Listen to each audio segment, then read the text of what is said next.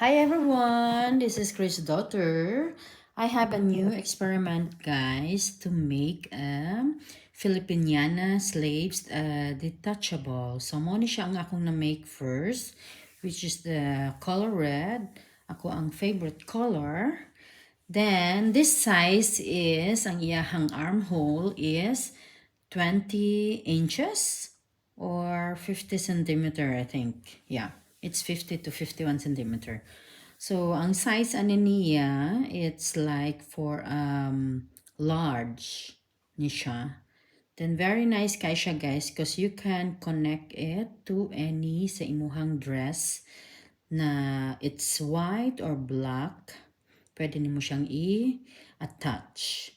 So, mao ni siya, guys. And then, soon, it would be available from different sizes and different colors na siya.